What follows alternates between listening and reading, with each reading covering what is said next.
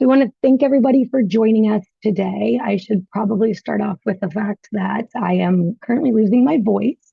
So I apologize in advance for the raspiness that you guys are going to have to endure today. Hopefully it's not too bad. But again, we're really excited to have you join us for our webinar co-hosted between Cerkl Broadcast and Spitfire. We will go ahead and jump in. So with that, I'll introduce myself. My name is Maddy Rieman. My voice typically doesn't sound like this, but nonetheless, my name, again, Maddy Rieman, Head of Customer Success at Cerkl. We have been working with internal comms clients for over 10 years now, and I was a second full-time employee, so I have been very lucky to work with hundreds and thousands of internal communicators all across the globe. So excited to share some knowledge, some best practices, and things that we've seen working with all of our clients. And with that, I'll pass it over to you, Karen. Thanks, Maddy. I'm Karen Scattergood. I am a senior account executive at Spitfire Communications, and we work with clients across the globe, helping them with their internal communications challenges. So doesn't really matter the industry that you're in or the size, we've kind of touched upon all of it. Absolutely. And I think it's an interesting combo you've got here is from the Spitfire perspective and the Cerkl broadcast, because we're in the same world, but we fill two different roles, right? From Cerkl broadcast perspective, we are a technology built for internal communicators, but we don't necessarily write the comms. But we are the tool that allows communicators to send out hundreds and thousands of messages on the fly. And you fill that other side, which we hear a lot from our clients of like, hey, can you help us write this? And I was like, the thing is, as an English major in college, I should be much better at grammar and spelling, but I'm not. So we'll leave that to the Spitfire professionals on your side. Absolutely. That is what we love.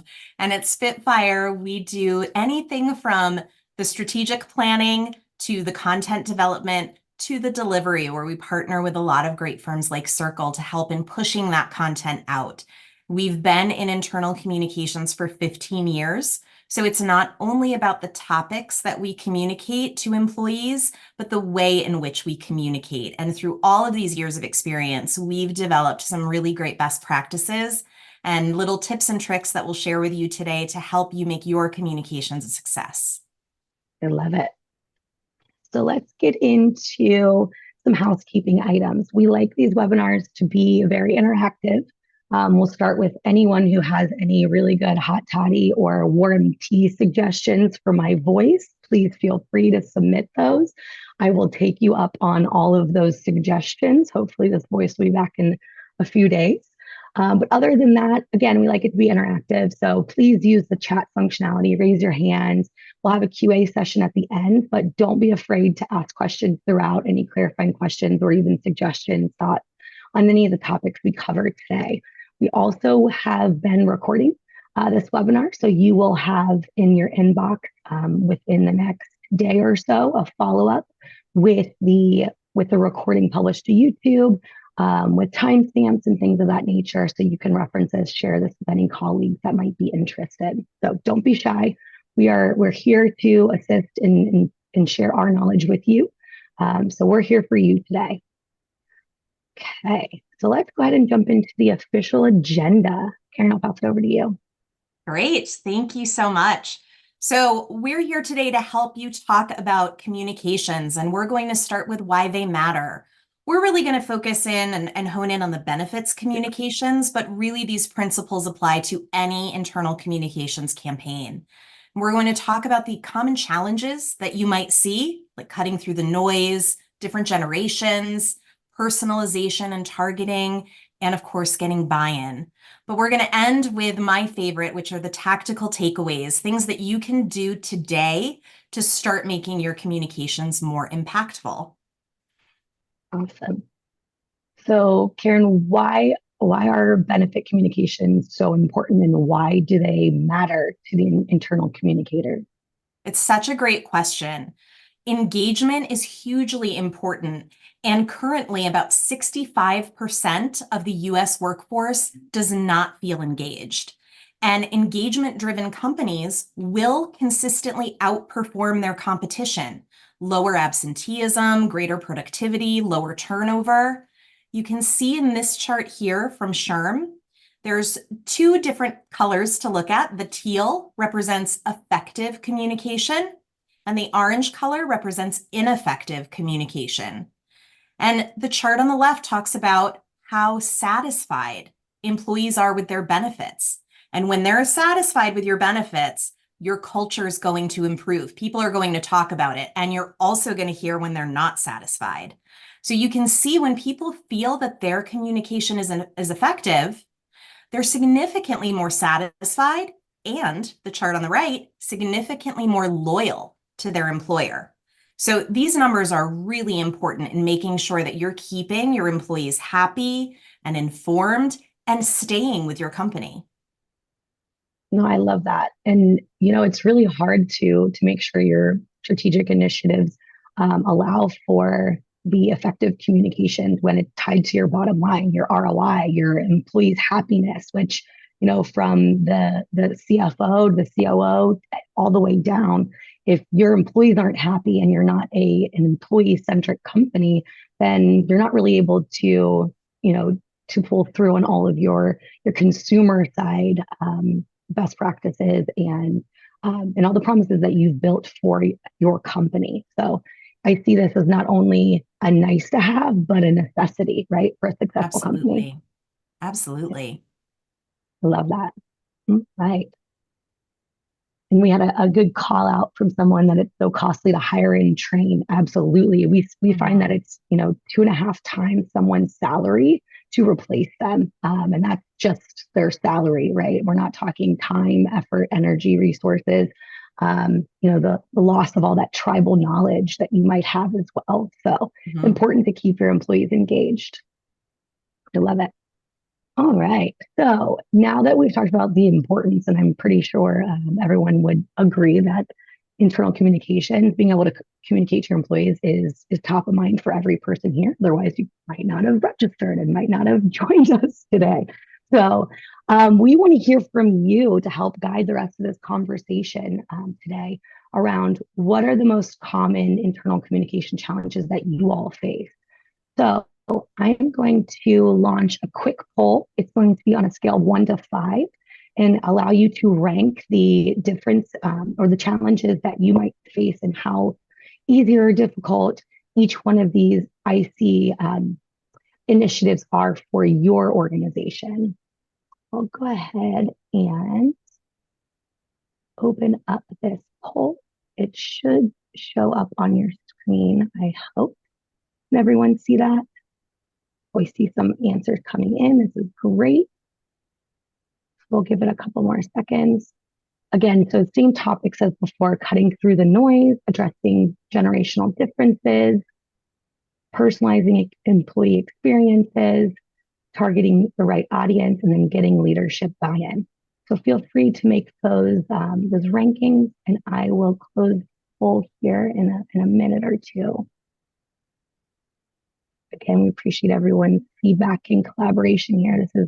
We like to make sure that we're honing in on all of these topics, but if there are ones that are more important to you all, then we'll dive deeper into those. Okay, we'll go ahead and end the poll here, and we'll make sure any questions that we aren't able to answer live, we'll definitely follow up in our webinar follow-up from either Spitfire or Cerkl. But we do have a quick question from someone in the guest list here.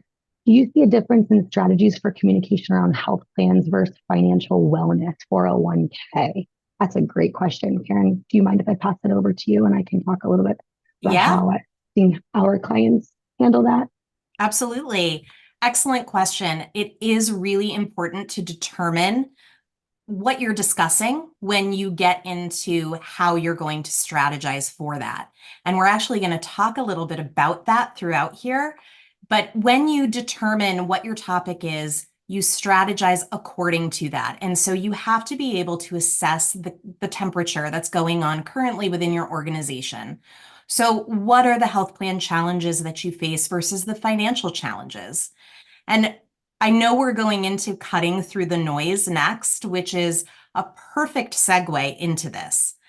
If you are to communicate both of those things at once, for example, it's going to be too hard for people to sort of hone in and understand what they're supposed to pay attention to, what they're supposed to look at. So it's really important to make sure that when you strategize, you're fine-tuning your communication to be really cultivated toward one topic. It's also different based on what's available to people.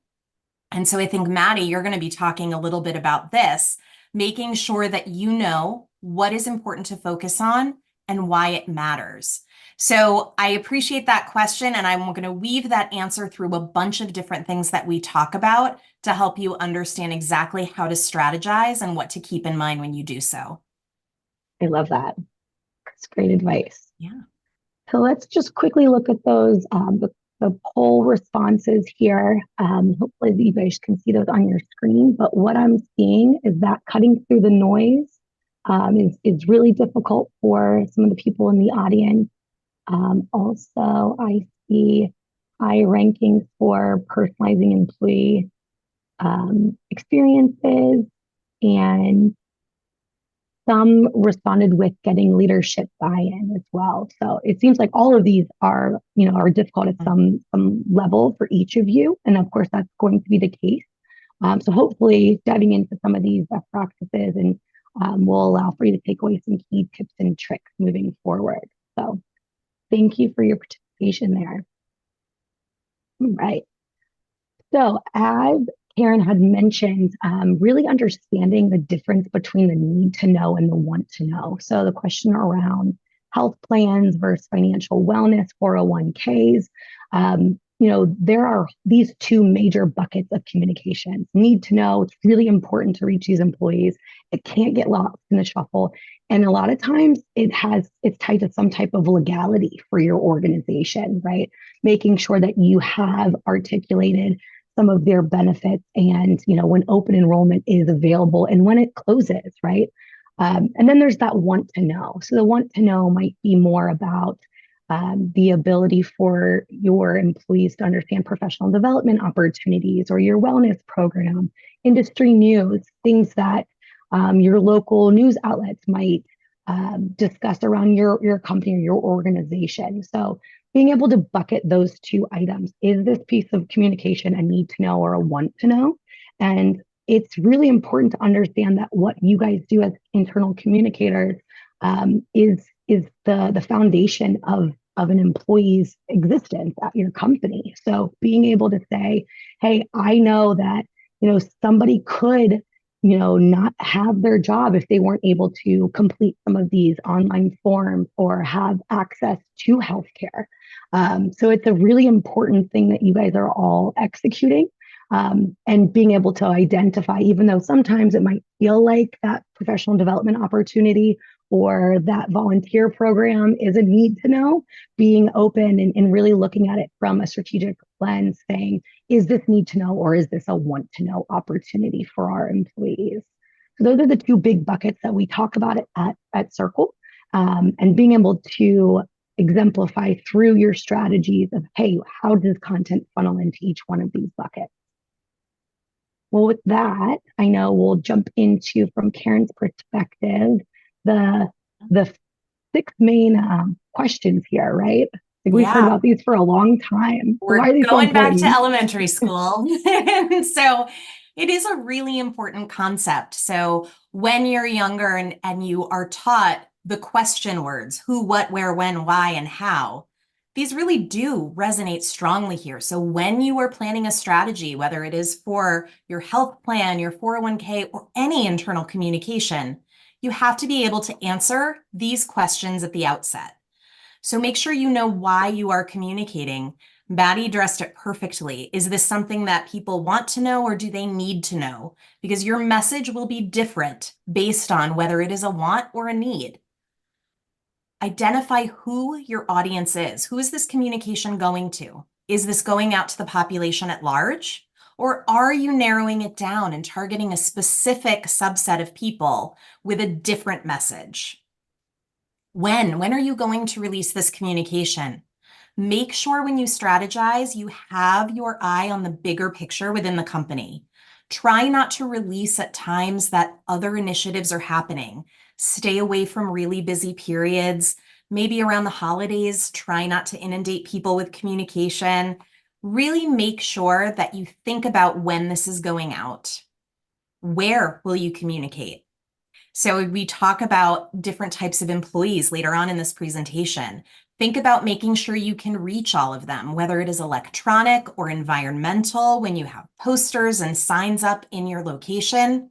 Make sure the message gets to everyone who needs to see it. And think about how you will measure success. So when you are answering that "why are you communicating" question, think about at the end, what needs to happen to make you feel like you really nailed it. You can walk away feeling super proud of what you've done. That may be quantitative. You might have a campaign produced in such a way that's going to give you some really good metrics, some data that you can analyze and look at. But sometimes your communication strategies can be a little bit more subjective. They don't really have analytics that you can pull from, and that's okay. It's really powerful to measure that way as well. And it can be things like, it decreased my workload. It was more efficient. We used better resources. Those types of things are just as important. And then what can you improve? The one and done communication approach is not effective. So continue to communicate and use your results to build upon your future communication. When you strategize, be prepared to be flexible so that you can pivot. You have to be able to do that for something as big as a global pandemic, or maybe even as small as a slight shift in your company. You have to make sure that your communications align and you're listening to the feedback to constantly improve. I love that. And of course, you mentioned kind of like we're going back to our elementary school days with these questions. But I think what's so powerful and difficult about these concepts is that it's different for every organization, right? And we see from Cerkl broadcast perspective, the most engaging times to send comms are typically Tuesdays, Wednesdays, and Thursdays in between 10 a.m. and 3 p.m. Eastern time. So obviously, depending on your time zone there. But you'll also find that healthcare organizations that we work with, they are more inclined, employees are more inclined to open and engage with content on Friday afternoon around lunch, right? So truly understanding that like these concepts are important and getting to the crux of these answers really takes time for you as a communicator to look at your organization, your employee set. Who are they? Do you have a distributed workforce or is everyone at a desk? When are comms available to be sent out and when shouldn't they be, right? We have a lot of clients who will have no comms days or blackout days where, hey, this is our quarterly earnings. We have to send this. This is a message from the CEO. No other comms can be delivered at that time. So having an organizational structure that allows for that learning and understanding of your audience to answer these is key, in my opinion. So I love And Maddy, this. if I can just add on to that, going back to the question about healthcare versus financial, timing is super important in that as well. Obviously, a lot of your healthcare decisions will be made around that open enrollment period. So as you strategize, you have to keep in mind when people in your organization are focused on their health and when people are focused on their finances. When are they looking at bonus announcements? When is tax season coming? Do you have a rollover or do you have a deadline? How are you looking at your different financial components as it relates to the timing so you can hit them when it matters most? Absolutely. All of that's key. All right. So now that we've talked about who, what, where, when, why, let's jump into addressing some of those differences. So Karen, I'll pass it back Yeah. over to you.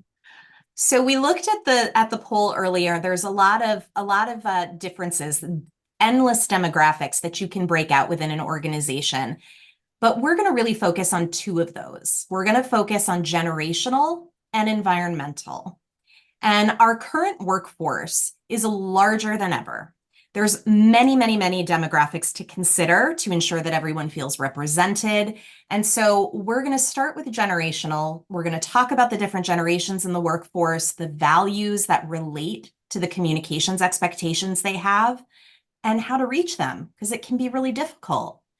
And we're also going to talk about environmental. So we're going to do desk-based versus deskless, and email versus those who don't have email. These are two of the easiest to solve for and to keep in mind as you craft your communications. And so Maddy has a fun activity that we're going to get into. Absolutely. So we're going to ask you guys to be a little interactive here.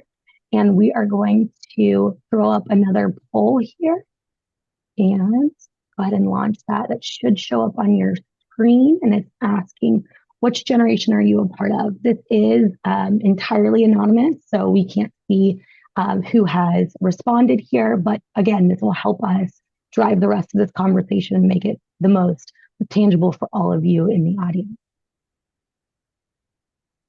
Getting some responses here.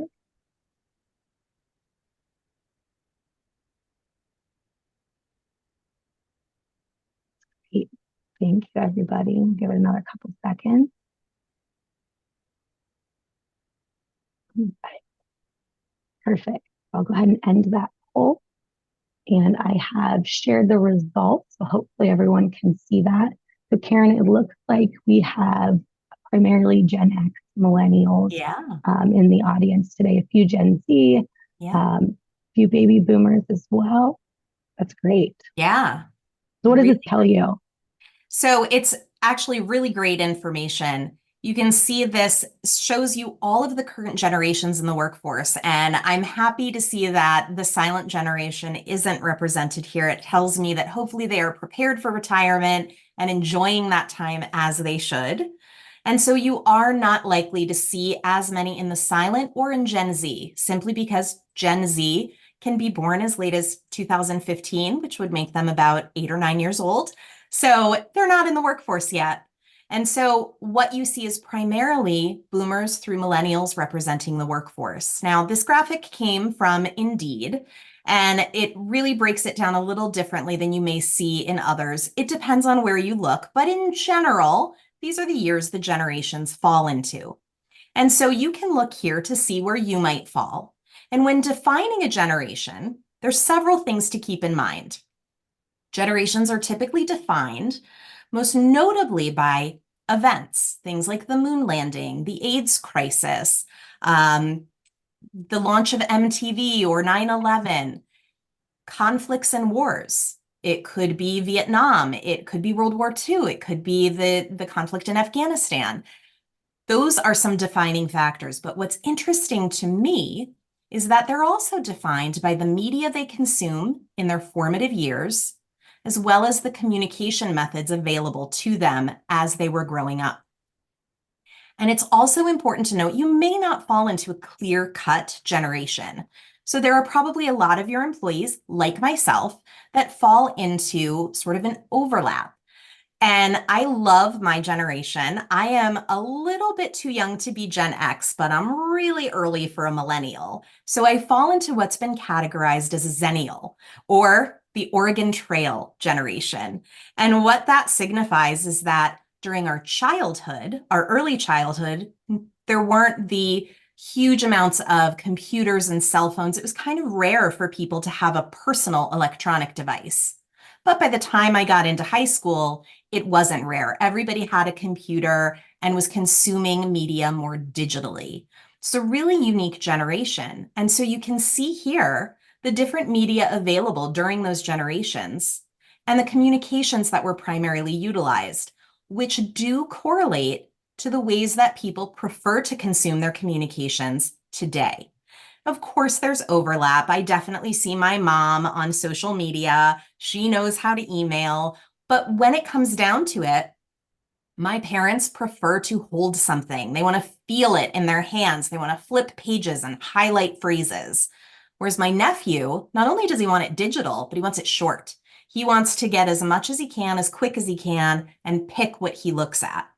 So it's important to keep these in mind as you go on to talk about your generations.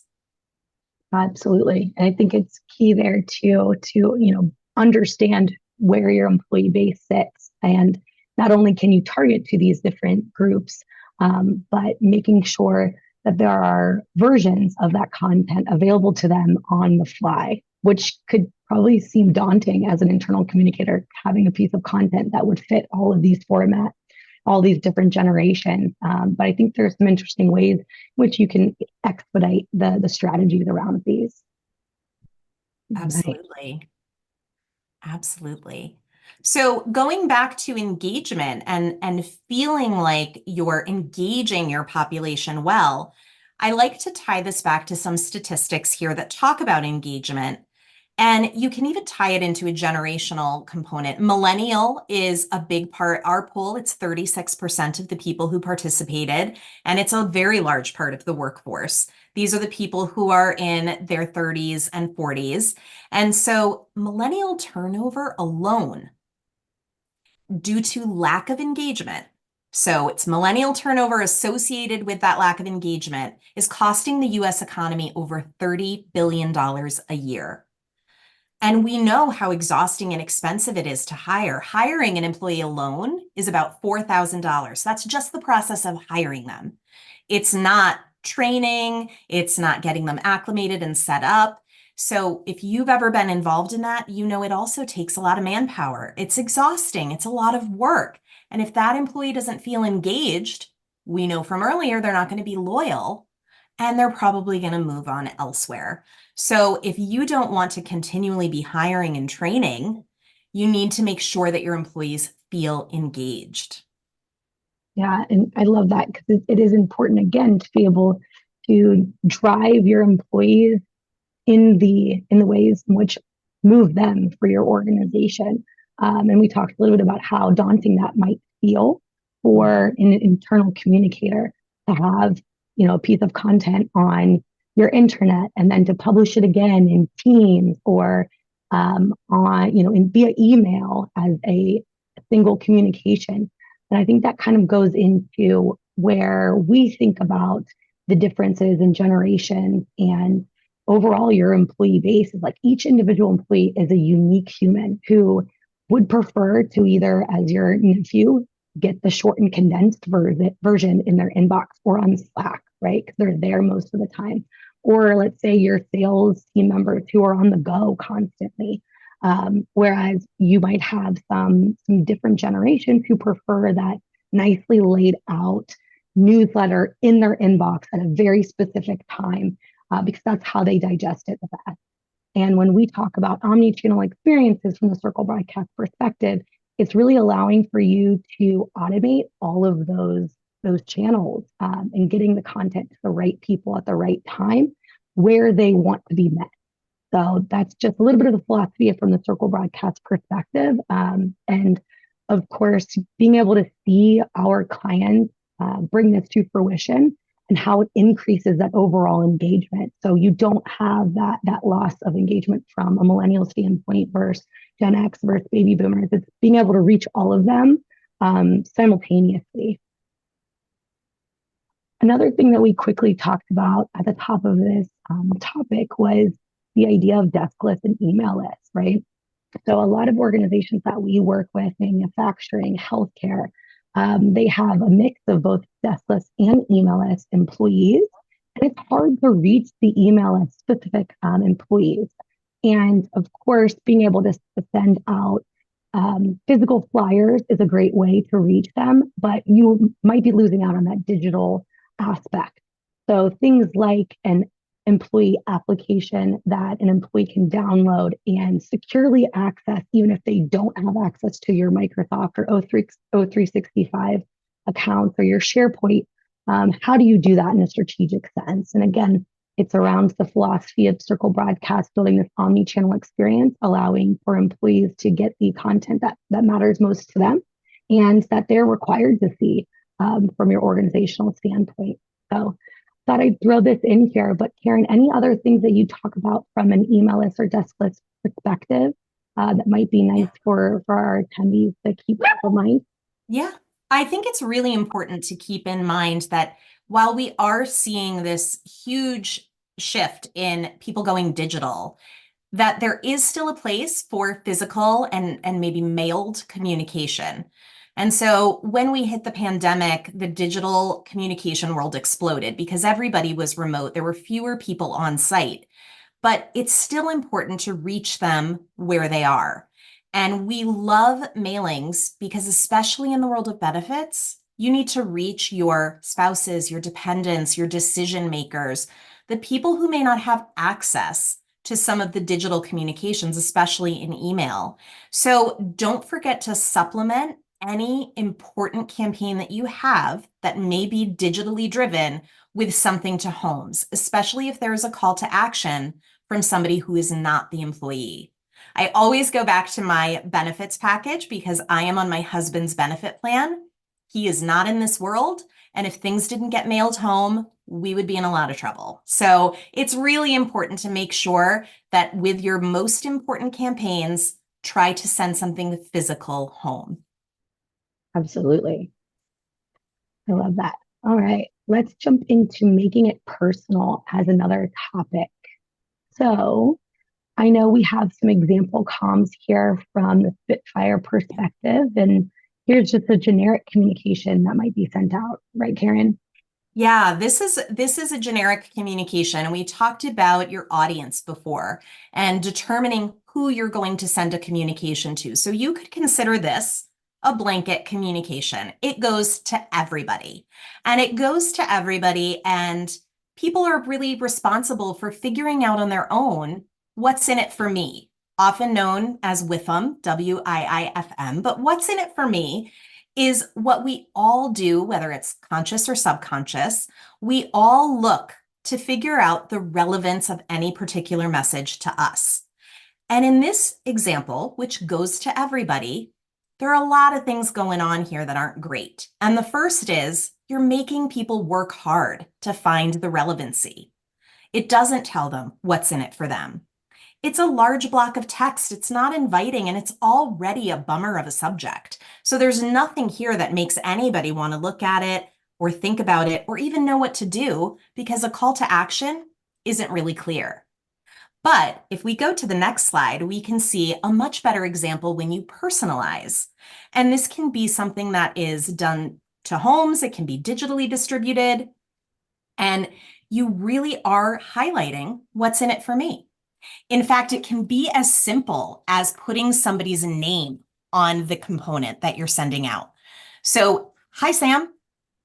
That enough will draw people in. And the next time that you're looking at communications, I encourage you to recognize the difference in how you interact with employees that have your, or with information that has your name in it versus communication that doesn't. I know it always gets my attention, and not because I've been particularly blessed with the name Karen in this day and age, but I do always look to see when it's personalized. But some other things that are going on here are some color blocking. It's breaking up the content in a way that's more pleasing to the eye. There's a personalization that is specific to the employee. So it tells you exactly what you're talking about and what their information is. And so you can see here, oh no, I don't have a beneficiary. I need to fix that. Or maybe you're saying, uh-oh, I am no longer married to Samantha Sample, and I would like to fix this right away. Giving this information answers that what's in it for me question right away. And it's been shown that personalized messages like this, when delivered via email, have a 29% higher open rate and a click-through rate that's 41% higher. And I can even relate this back to this exact webinar. We did several email campaigns on this to try and get people to join. And we saw huge engagement in the second and the third emails that went out because sometimes people are busy. They're out of the office. There's other priorities. So make sure that you personalize, but that you keep sending these emails so that people engage with them. And it's not as hard as you think. Maddy's going to talk a little bit about how to personalize without stressing. Absolutely. And I just love the idea of this comms having, not as much corporate speak. I hear a lot about that when we go to internal comms conferences. Hi Sam, who gets your money is so much more intriguing than, you know, do you have beneficiaries, right? Mhm. Changing that idea of corporate speak and making it a little bit more human, because again, your employees are human, your organization, your company is human. Letting that shine through, I think, is really valuable when it comes to engagement. Right.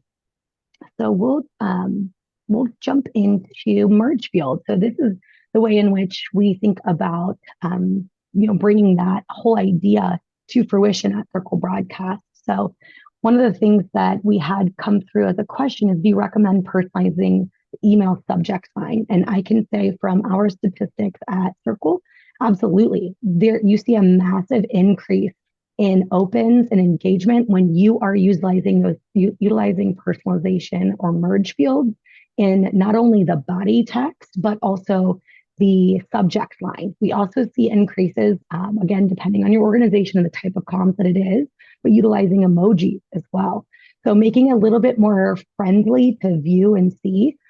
People like to hear their name just in general, right? So like it's the first thing they see in their inbox. It says their name. It's a little bit better than hi, you know, insert company name employee, right? So making it a little bit more personalized there. Some other ways in which we've seen our clients use merge fields, which we easily allow our clients to upload a CSV file with this data, and it can be wiped out after the fact, right? So being able to use merge fields to provide information around new desk assignments or salary increases, 501k, 401k. That's what I mean there. I just made a new one up. Benefits updates, any reorg updates, right? So if you are a company who's going through a lot of mergers and acquisitions, which a lot of our tech clients are right now, who are you now reporting to? What division, what new cost center are you under? And then, of course, the fun ones, birthdays and anniversaries. But those matter when you are trying to engage your employees. So instead of just sending a happy birthday message and having it say happy birthday, Karen, we've loved working with you for the X amount of years you've been with Spitfire, really makes it more of a personalized touch than a more generic version. Yeah, All that's right.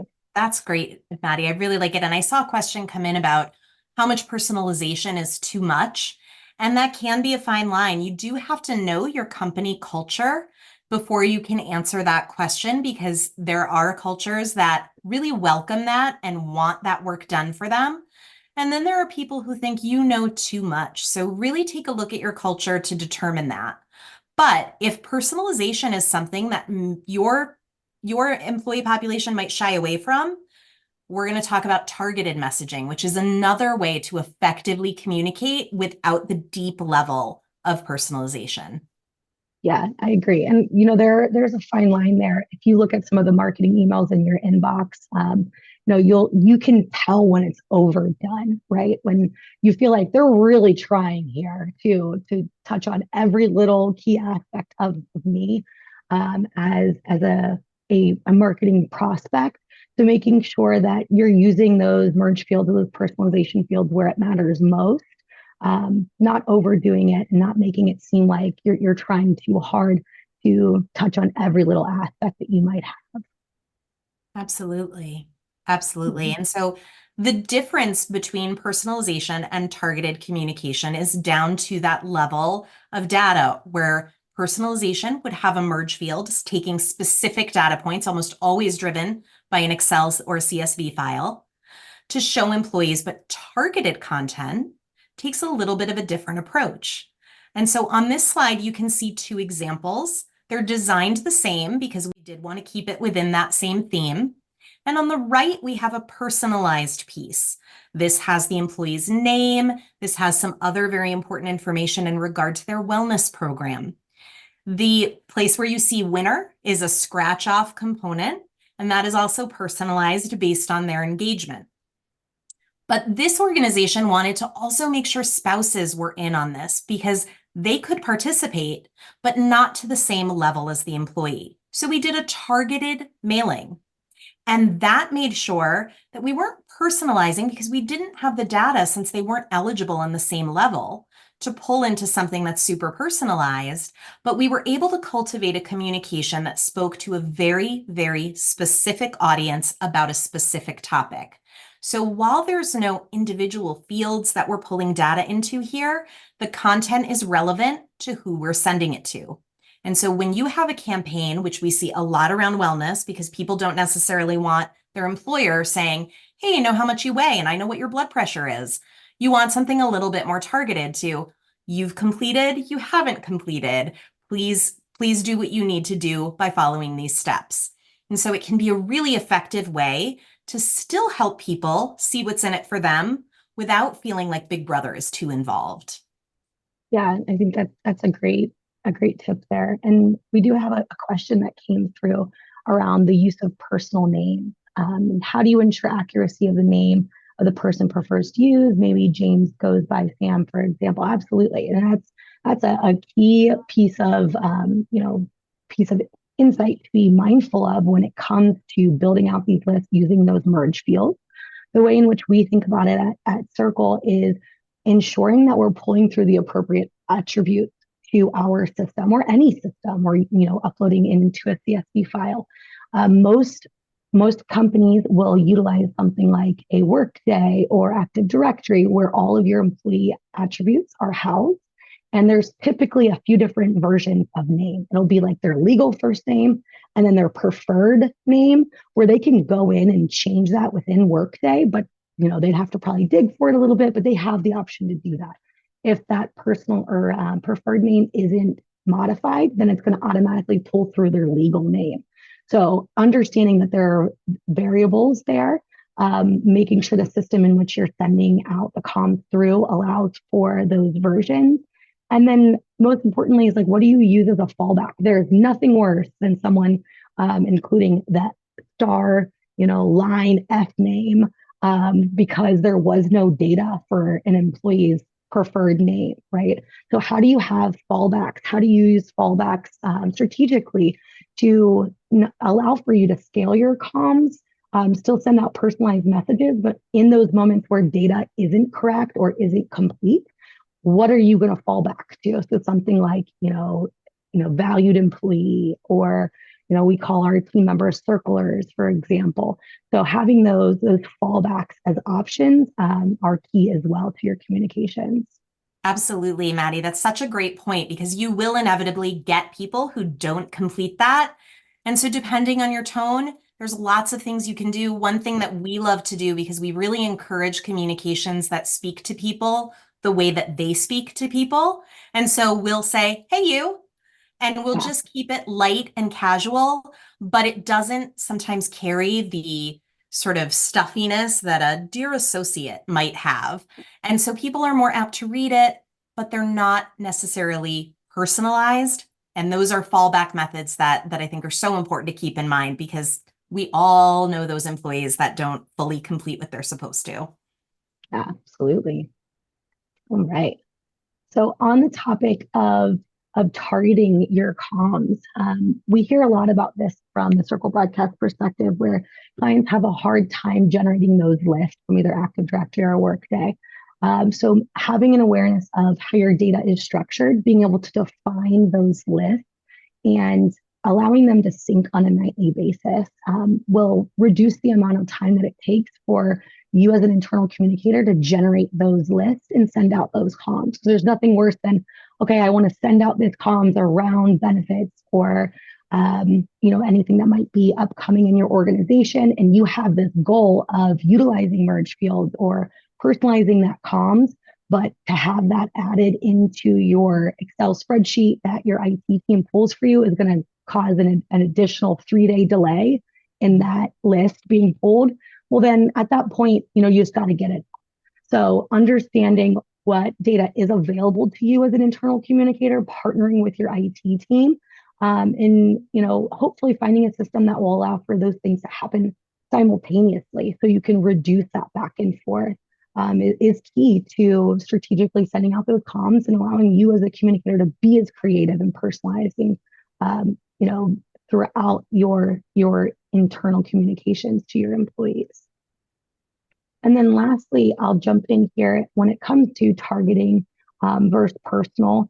And the way in which we think about the communications world is being able to retarget, right? So it's not that one and done that Karen said. Long gone are the days where you send out the comms in their inbox, and if an employee doesn't open it, tough crap, right? They either did or they didn't. Being able to understand from the metrics perspective, did employees open this? Did they accept the policy update, yes or no? And being able to easily retarget, capture that interest, quickly resend is a key piece of functionality that internal communicators need to have handy for them. And it's not always easy to bring this again to fruition, but understanding that this is an option when it comes to your metrics and finding a tool that allows for that at a scalable rate would be the ideal situation. How do you suggest utilizing retargeting from the Spitfire perspective? Karen, I'm Yeah. interested. Targeting and retargeting, they're great things to know and keep in mind. And we are very against the one and done approach just simply because it doesn't work. All of the data we have shows that you need to keep in front of people on a consistent basis to see engagement. And you have to be flexible enough to pivot based on what that information tells you. For example, we have some employee benefits websites and we have search functionality where we can look at not only what people are looking up, but how they're referring to it. Are people calling things something different? And does that mean we should then take a look at how we talk about it? Or should we focus our sites on educating people to the correct terminology? Because when you call your medical carrier with a question and you're saying something incorrect, there's going to be a huge disconnect and you're not going to get what you need. So we really make sure that we look at that information and pivot so that all of our follow-up communications can address those points. And it's important for employees to have reliable consistency. You mentioned emails going out on Tuesday. We work with a client the second Tuesday of every month, their monthly newsletter is emailed out. And we can tell from the engagement numbers that people respond to that time. We've played with different days and times, that works, and now they know to expect it. And it points out to other channels we can measure, and we see that that's where people are really engaging. So making sure that you give that retarget a consistency people can expect will keep them coming back. Yeah, and I think that that's a great point there, and goes to one of the questions that we had in the chat as well. What is a good frequency for touch points with employees on retirement benefits? It's a great question. Just in general, I'll jump in here from a Cerkl perspective, but I think it is interesting to make sure that you have an awareness of like who has completed that thing, right? That form. If someone's completed it, why are we sending it to them again, right? It's being upfront and in their face. There's nothing worse than that. Like, oh, I've already done this. Why are you sending this to me again? And something like a retargeting allows for you to identify the people who have completed the said action and resend that same comms to the people who haven't. So this is just one strategic way to do that. But Karen, I'd be interested from your perspective. What do you think a good frequency is for touch points around employee retirement benefit? I agree with everything you said. You don't want to send people the same thing twice. I think you want to make sure wherever you can target that to make sure it's only going to the people it affects is important. And I would also say make sure that you are in touch with your retirement provider. What are they sending out? Make sure your messages are not conflicting or distracting in any way. Maybe they're not sending things out at all, and that's where you can jump in. But generally, we see once a month as a sweet spot for communication from the benefit perspective.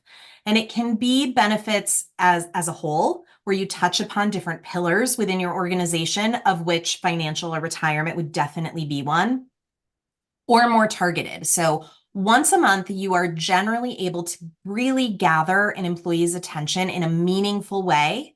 However, if you're emailing and you can see that people aren't engaging with it, there's really good data behind resending that to those people who didn't engage the first time. So I would encourage you to personalize, set up a monthly frequency, and if you're able to see what the vendor does, look at that alongside what you're doing, and then resend to those people who are not engaging, and really highlight high financial times before tax season, end of year, and bonus season. So those are the big financial hotspots that we find with our communication campaigns. I love that. And I think that goes into the idea of getting buy-in, right? So not only can you send the comms or make sure that the policy updates or your benefits have been completed at a successful rate by your employees, but how do you communicate that out to leadership and to the others around your organization, right? So getting that buy-in. And I know Yeah. you have a an example here from telemedicine, Karen, as to how you guys have gone about Yeah. that. Particularly in the benefits world, you're spending so much money on benefits. It only makes sense to make sure people are using them. And so we worked with a client where our sole communication goal for this campaign was to increase registration and utilization of telemedicine. Their numbers were abysmal. And you can see in the results, we were able to track after the release of this campaign, which we usually see the most activity occur within 30 days of the release of a home mailing, the registration increased. And when you look at the percentage, it's always really impressive. But their numbers were so low to begin with. It didn't take much, but that was what we wanted. They had a benefit, people weren't engaging. We sent it home because spouses and dependents can also access this benefit. Our registration increased, the utilization increased, and then we also found out that monthly ER visits decreased, which is a huge, huge impact on really all of your expenses because that is so costly. And so you're able to take these results to your leadership and say, this is why we communicate. If we want to drive change within our organization, it can be something as simple as a postcard to homes that can have this kind of effect. And so I encourage you to also partner with your vendors to say, look, we're sending this out on this date. Can you tell me what kind of change in activity we're seeing in the time frame following so that you can put together something like this to get buy-in to continue drawing change where you need to see it in your organization? Yeah, I think that's key too, right? Because a lot of times working with hundreds and thousands of internal communicators, they're like, where do we begin with the metrics, right? And I'm a total data nerd, so this is the fun stuff that my team gets to partner with clients on. But truly understanding, what metrics are available to you in the platform that you're sending your comms out in. So if you're sending from Outlook or an actual internal comms system, what metrics are you looking at? What's important to your organization? And it should be different. We have one client that has a culture of forwarding emails, right? Or top down, sending to the managers, and then the managers will forward that on to the employees that report to them because they're more likely to open it and engage with it if their manager, direct manager, forwarded it versus it came from corporate comms. So in that case, looking at unique opens would be preferable versus total opens, right? Because every time you forward an email, it is going to track an open for every forward and open that's received underneath that original recipient. So every organization should be looking at these metrics a little different based on their culture. If you have a forwarding culture, looking at unique opens, so you can see what is the unique actual metric of who opened and who didn't versus the total opens, which will include those forwards. Again, having the access to both of those metrics is important, but getting to the crux of your culture and how your communications might trickle down, and then being able to analyze from there. So sharing those key tidbits with your vendors will only help you become more successful in future versions of your campaigns. And then lastly, continued socialization. I can't stress this enough, but once you have a campaign, being able to continually socialize it across other mediums, don't let that be a one and done again. If you are launching something like an employee app or a new version of your weekly or monthly news digest, make sure that you're constantly re-socializing, not only to leadership as to why this is important and what ROI this provides, but to your employee base as to why they have a personal incentive to want to follow along with this campaign. So don't just leave it as that one and done. We've done one campaign, making sure there's continued socialization across the board. QR codes are great as well if you have employees on the ground floor. Right. So I know we're getting towards the end here. We want to get to those tactical takeaways. And Karen, we want to show your favorite Yeah. poster of all time, right? This is my favorite and I love it. And so we're going to show you a poster and you can just write in, is it the chat or the questions? Where should they submit their responses? I will go ahead and submit another poll. So there Great. should be an interactive poster, um, little quiz up on your screen. And it's just asking you to freeform what's wrong with this poster. Anything. What do you see? What do you see going on here? Give it a minute or so to let people jump in. This is a beautiful one. I love this. And this is a real poster. So while you're answering, I can just give you a little bit of background. This is for Hamfest, for ham radio enthusiasts. It is an actual communication that was out, not something that we're familiar with on an individual level. I don't know the person that did this. Apologies if you are a Hamfest attendee. I am not trying to shame you or make fun of you in any way, but simply to point out some of the things that you can do when you do your own communication. Because let's be real, a lot of us probably have to do communication and it is not our main focus. You wear many hats. And so looking at this, we can make this a lot better following some 6 very, very, very simple takeaways. Awesome. So let's jump into those tactical takeaways Yeah. here, Karen. Excellent. So keep it simple. Hamfest has a lot going on. You can see there's a ton of stuff happening on there, and it's just a little bit overwhelming. Make it graphic. When you think back to the example that we showed earlier in the beneficiary mailing, you had this big block of text that looked like homework versus something that was broken up. It doesn't have to be a fancy design. Something as simple as color blocks or backgrounds. Nothing too much, but something to break up the copy a little bit. A clear call to action. I don't know about you, but I look at Hamfest and I'm not really sure what it's saying. What am I supposed to do or what are you telling me? And I say call to action singular because if you can, keep it to one. People are going to be more likely to engage when there's less things for them to remember and do. So make that clear and make it purposeful. Please limit your typefaces. There are so many fonts happening in Hamfest. So when you are picking the font to communicate, I would encourage you to stay away from scripts or cursive, artistic fonts. My designers tell me that unless you are a 5-year-old running a lemonade stand, you should never use Comic Sans, no matter how cute it might look. So keep your fonts very simple. Use your colors wisely. You can see there are an abundance of colors happening in Hamfest. And while you want to use color, you don't need to use every color. Match it back to your brand so that it's recognizable, but also make it easy to read.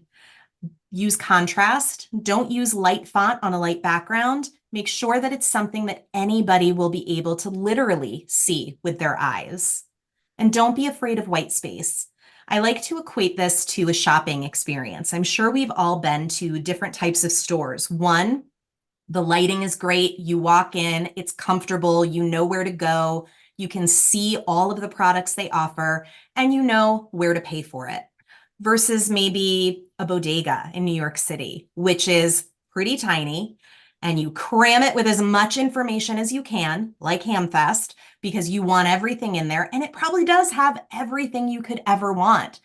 You just can't find it. And who has that kind of time? And then if you do find it, sometimes you don't know where to go or how to get to where you need to pay for it. So white is a color. Use it. Use it to make people feel calm. There's a whole psychology of color in communications, which is super fascinating and a topic maybe for another time. But here, use your white space to break it up and make it more inviting so your eyes know where to go. Don't be Hamfest. Yeah, absolutely. And I think it's important to note like having a brand standard and making sure that you have templates that give your internal communicators, if you have a large workforce that are communicating out, having some style guides, some brand templates, and preview the thing on your mobile, preview the thing on your desktop. I can't stress that enough. And have a friend preview it that wasn't Yes, involved in creating it. yeah, Your eyes get exactly. used to things very quickly. So have someone else take a look. Well, absolutely. Those are some great tactical takeaways.